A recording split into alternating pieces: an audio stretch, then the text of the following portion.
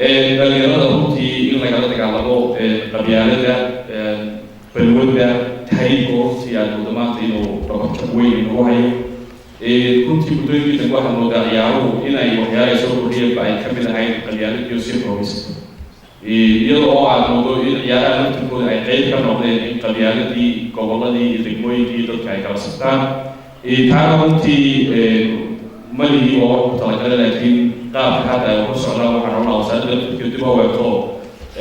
ha noqoto in bulshadu isdhex gasho oo cid gaara meel gaara loo soocin oo runtii dhalinyaradu ay noqdaan gobollo kala duwan degmooyin kala duwan meelo kala duwan inay runtii ay ka koobnaadaan aadiyada ciyaaraya si uu yaraado cunfiga iyo qabyaalada iyo runtii sraxiixa dhinaca gobollada iyo degmooyinka wasaaraduna waxaa rabaa mar kasta oo ay howlaha qabanayso ka taxadirto in howlaha marka horeba la sii eego oo si ogaado cidda wada ciyaaraysa iyo qaabka u dhisan yihiin xeedhada waddanka ka jira wixii qaab reeraysan ama qabyaalaysan ursan laftirkooda in la baabiyo oo loo dhiso qaab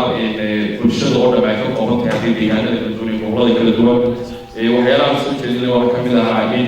tiimkii qaranka laftarkiisa la sameeyo oo maanta haddii waddan ka mid oo wadamada jaarka sida Djibouti, Ethiopia iyo wadamada kale runtii saaxiibkeennala ah ay u baahdaan inay qaranka la ciyaaraan ma jiro tiim qaran oo ay la ciyaari karaan marka runtii taa laftarkeedana in aynu lahaano tiimkii qaranka matali lahaa waa muhiim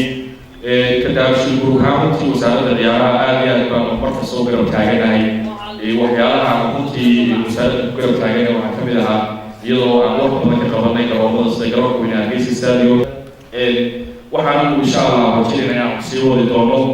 sidoo kale daabashii guur wax lagu xasuustaa iyadoo ciyaaraha gobolladu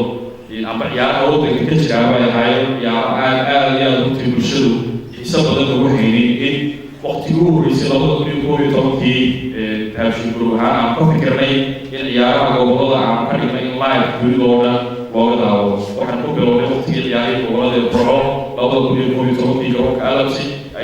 Stadium Burco runtii shirkadu waxay gelisay maalgelin aad iyo aad u ballaaran waxaana dunida markii laga arkay ciyaarihii gobollada si wanaagsan oo qurux badan soconaya taasi waxay farxad gelisay dhammaan dadka ciyaaraha jecel dhalinyaradii ciyaaraysay dadkii gobollada kala duwan iyo dadkii reer Somaliland oo qurbaha joogay iyo dadkii Soomaaliyeed runtii jeclaa ciyaaraha inay arkaan iyo qaabka u soconayaan taasi waxaa kaloo dhiirigelisay in dhalinyaradii iyaguna ciyaarayay la barto